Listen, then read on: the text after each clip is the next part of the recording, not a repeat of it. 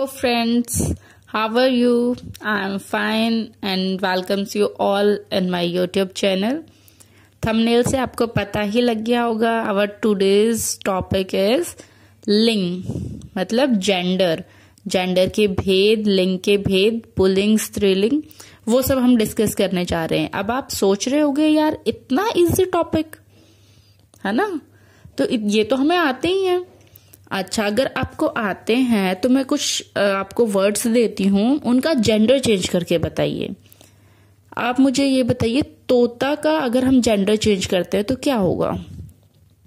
मक्खी का, और तितली का, भालू, भेड़िया, क्या आपको पता है ना? बहुत सारी, मतलब मैं ये बोल रही हूँ कि इतना सिलेबस होता है हमारी जिंदगी में, इतना सब सीखने को होता है कि हम ये कभी बोल ही नहीं सकते कि हमें सब चीजें आती हैं.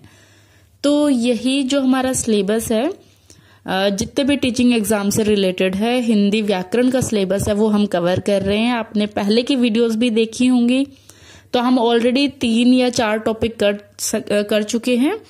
अब हम 5वें टॉपिक पे हैं, तो 5वां टॉपिक आज हम स्टार्ट कर रहे हैं. और मेरा ये मानना है, देखो जो बड़ी बड़ी वीडियोस बनाते हैं तो उसमें देखने वाले का तो टाइम वेस्ट होता ही है ना. तो मैं नहीं चाहती कि देखो आप पढ़ने आए हो, टाइम वेस्ट करने तो नहीं आए हो. तो इसलिए जो क्विक रिवीजन और क्विक लर्निंग वाली जो वीडियोस हैं वही आपको हमारे चैनल पे मिलेंगी. तो चलो साथ में स्टार्ट करते हैं पढ़ना. तो सबसे पहले हमें पता है लिंग क्या होता है. शब्द के जिस रूप से पुरुष या स्त्री जाति का बोध होता है उसे लिंग कहते हैं. जिससे हमें पता लगता है कौन पुरुष जाति का है, कौन स्त्री जाति का है, उसे ही लिंग बोलते हैं. लिंग के कितने भेद होते हैं? लिंग के 2 भेद होते हैं, पुल्लिंग और स्त्रीलिंग. अब पुल्लिंग की पहचान कैसे होती है? शब्द के जिस रूप से पुरुष जाति का बोध होता है उसे पुल्लिंग कहते हैं, और शब्द के जिस रूप से स्त्री जाति का बोध होता है उसे स्त्रीलिंग बोलते हैं. लेकिन देखो ये डेफिनेशन बोलना तो बड़ा इजी होता है, लेकिन ना एग्जाम के टाइम पे कुछ ऐसे वर्ड्स आ जाते हैं जो हमें समझ नहीं आता कि उनका जेंडर चेंज कैसे करें या वो किस लिंग से बिलोंग करते हैं. तो आज की वीडियो में हम वही पढ़ने वाले हैं. वर्ड्स होते हैं, कुछ शब्द होते हैं हिंदी में जो हमेशा पुल्लिंग ही होते हैं. अगर हमें उनका स्त्रीलिंग बनाना है तो उसके आगे हम लगा देते हैं मादा. जैसे तोता, तो तोता क्या है? पुल्लिंग. अगर हमसे उसका स्त्रीलिंग पूछा जाए तो हम क्या बोलेंगे? मादा तोता. फिर आता है चीता. चीता का अगर स्त्रीलिंग बनाया जाए तो क्या होगा? मादा चीता. फिर कछुआ, खरगोश, भालू और भेड़िया. ये कुछ इस तरीके के शब्द हैं जो हमेशा पुल्लिंग होते हैं, और अगर हमसे उनका स्त्रीलिंग पूछा जाए तो हम उसके आगे मादा लगा देते हैं. जैसे मादा खरगोश, मादा भालू, मादा भेड़िया, मादा कछुआ, इस तरीके से. ऐसे ही कुछ वर्ड्स हैं जो हमेशा स्त्रीलिंग होते हैं, और अगर हमें उसे पुल्लिंग बनाना है तो हम उसके सामने नर ऐड कर देते हैं. जैसे मक्खी, तो क्या हो जाएगा उसका पुल्लिंग? नर मक्खी. ऐसे ही छिपकली, तो नर छिपकली. गिलहरी का जो पुल्लिंग है वो हो जाएगा नर गिलहरी. ऐसे ही तितली का हो जाएगा नर तितली. तो ऐसे ना बहुत सारे वर्ड्स होते हैं. तो आप एनसीईआरटी की बुक उठा लीजिए, या फिर अगर आपको एनसीईआरटी की बुक नहीं है आपके पास तो आप नेट से सर्च करके भी इस तरीके के जो व्याकरण है, सिलेबस है, वो आप चेक कर सकते हो और वहां से पढ़ सकते हो. ऐसे बहुत अनगिनत शब्द हैं ऐसे. फिर हमारा जो नेक्स्ट है वो है पुल्लिंग शब्दों की पहचान. मतलब जो कुछ शब्द हैं जो हमेशा पुल्लिंग होते हैं, जैसे दिनों के नाम. सोमवार, मंगलवार, बुधवार, शुक्रवार, रविवार, मतलब ये जितने भी हैं दिनों के नाम वो हमेशा पुल्लिंग में आते हैं. ऐसे ही महीनों के नाम, सावन, बैसाख, कार्तिक, आषाढ़, ये सब क्या है? महीनों के नाम है और ये हमेशा पुल्लिंग होते हैं. धातुओं के नाम जैसे सोना, लोहा, पीतल, तांबा, ये सब क्या है? धातु हैं और ये सब पुल्लिंग में आते हैं. लेकिन एक धातु है जैसे चांदी, चांदी है वो स्त्रीलिंग में आती है. ओके, तो मतलब ये हमें क्या है, बड़े ही ध्यान से पढ़ना है, बड़ी इजी चीजें हैं। एक बार इसको ध्यान से पढ़ लेंगे, थोड़ा समझ लेंगे, तो हम अब एग्जाम में हमारे 2 से 3 मार्क्स कहीं नहीं जाने के, हम अपना 2-3 मार्क्स यहीं से ले लेंगे। उसके बाद है अनाजों के नाम। अनाज क्या होते हैं, जैसे चावल, गेहूं, बाजरा, मूंग, ये सब क्या है, ये सब अनाज के नाम है और ये पुल्लिंग है। वहीं जैसे जवार है, मक्की, जो मक्का होता है, मक्की और अरहर, ये सब क्या है, ये स्त्रीलिंग में आती हैं। चावल, गेहूं, बाजरा पुल्लिंग में आते हैं, अरहर, जवार और मक्की किस में आते हैं, स्त्रीलिंग में आते हैं। उसके बाद जो समुंदर के नाम होते हैं, जैसे प्रशांत महासागर और उसके बाद अरब सागर, हिंद महासागर, ये सब क्या है, ये पुल्लिंग में आएंगे।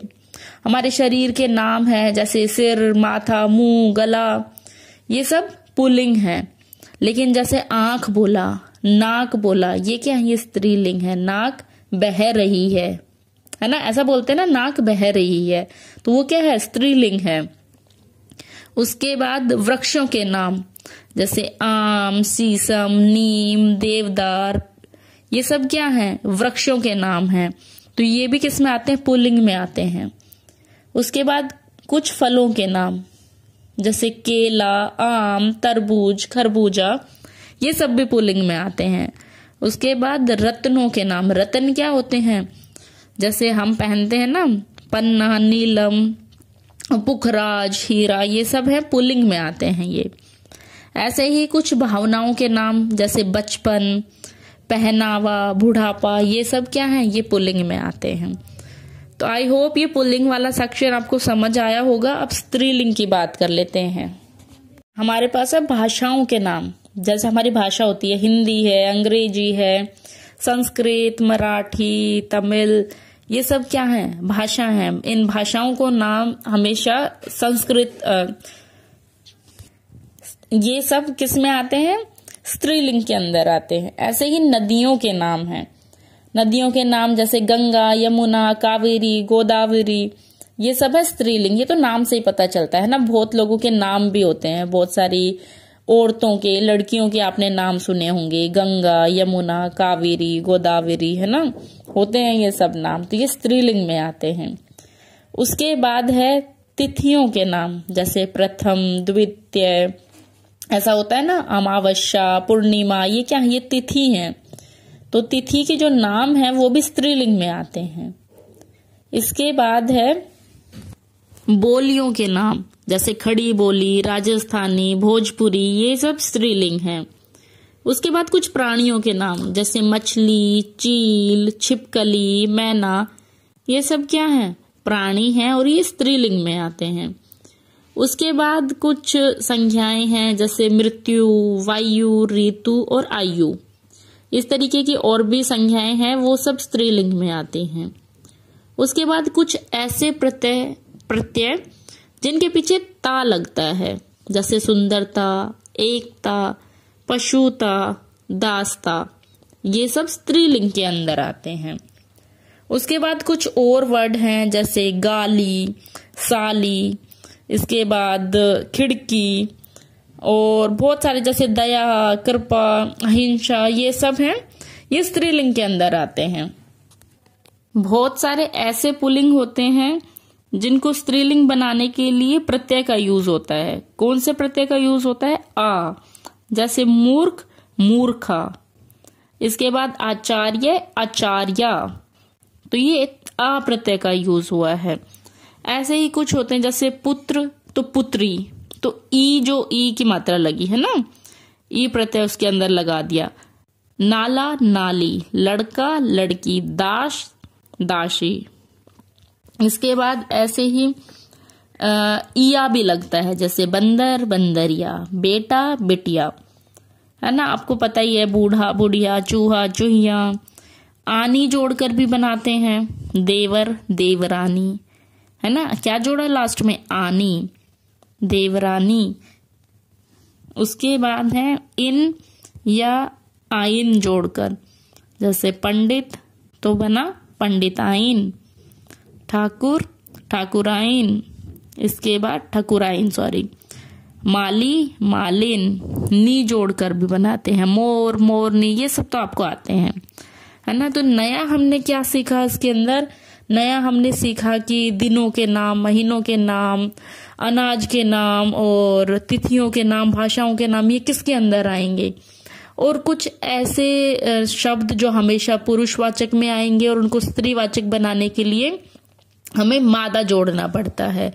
ऐसे ही बहुत सारे शब्द होते हैं जो स्त्रीलिंग में आते हैं और उनको पुल्लिंग बनाने के लिए उसके आगे नर जोड़ना पड़ता है।